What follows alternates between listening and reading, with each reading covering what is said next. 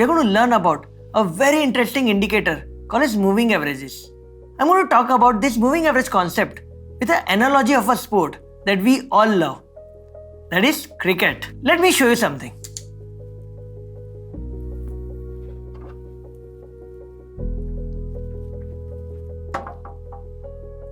Here we have batsman 1 and batsman 2. Now we are going into a test cricket.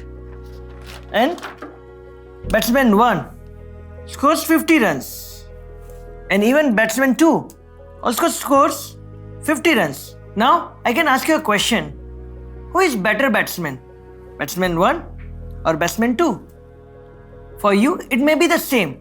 But as cricketer, we also look at something called as average of the cricketer. Assume that average of this batsman is say 35 runs. And average of this batsman is say 100 runs. Now you have a context to compare whether the batsman 1 is underperforming or outperforming. Similarly, whether the batsman 2 who is underperforming or outperforming.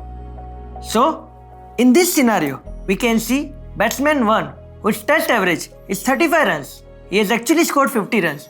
That means he has done better than average. Whereas, here, when we talk about batsman 2, his test average is 100 runs, but he has scored only 50 runs. So, we have another context where we can understand batsman 2 is actually underperforming. In the similar context, we can actually analyze the market using the average. So, if the prices are above its historical average, it is outperforming, and if the prices are below its average, it is underperforming. This is exactly what moving averages helps us to understand the underperformance or outperformance. If you're going to put a gun to my head and ask me, Vishal, if you can use only one indicator in this all indicators that we talked about, which indicator would you use? And my first preference will be moving average. That shows moving averages is a very powerful indicator and that you should have it in your trading arsenal. Now let's understand how the moving averages are calculated. Let me take this as an example. These are the closing prices of a stock at the end of the day. As you can see, the stock had a closing price of 53, 51, 56, 54 and 61. So if I wanted to calculate an average, I would add them together and divide by the number of observation. That would give me an average of 55. This is called as an average. But we are talking about a moving average. So what does a moving average means? Moving average actually means is you actually, when you get a new observation, you add another day in the calculation and remove the previous one and you again divide it by 5. As you can see, as the day passes, the averages is also changing and hence it is called as moving average. As the market keep on changing on everyday basis, we will get new closes. And when we get a new close, we forget the historical one and the moving averages are recalculated on everyday basis. Now, let's look how this moving average would look like on a chart.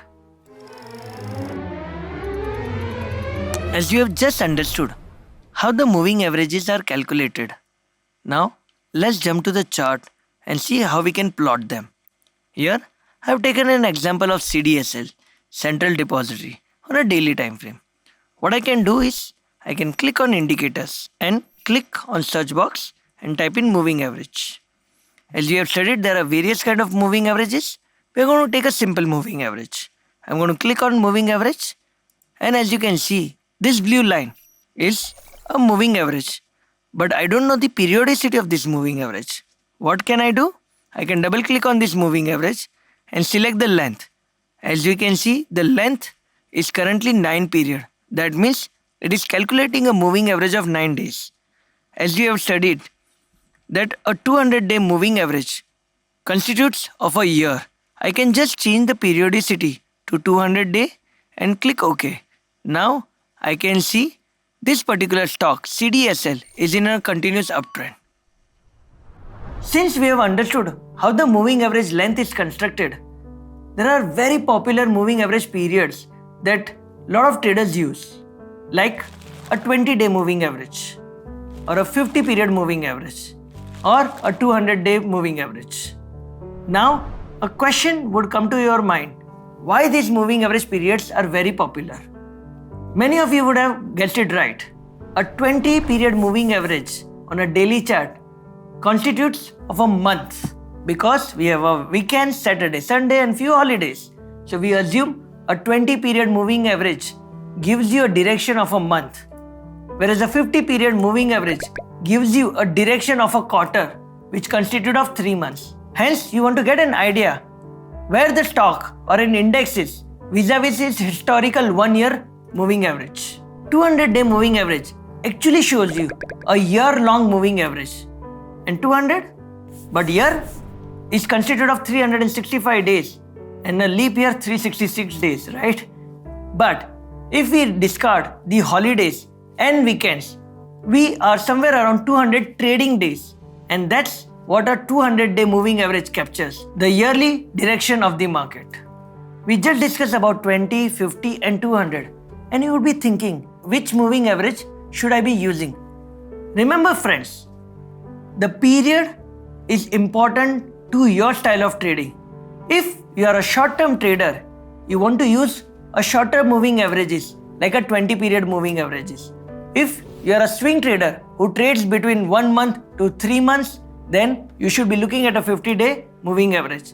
And if you are a long-term investor, a 200-day moving average really gives you an advantage over the other traders. So, if you are going to use a shorter moving average, say a 20-period moving average, it actually has an advantage in terms of it gives you an early entry signal and an early exit signal. But as coin has two sides, when we are getting a better entry and a better exit, it also comes with a other side where sometimes you get a sell signal and the market again reverses back and starts going up. Hence, there will be a bit of noise in the shorter moving averages. But if you start expanding your moving average period like a 50 or a 200-day moving average, the disadvantage it has that it will give you a little late entry and a little late exit. But on the other hand, it will keep you in the trend and it will make sure that you ride the full trend without exiting your position with just small whipsaws.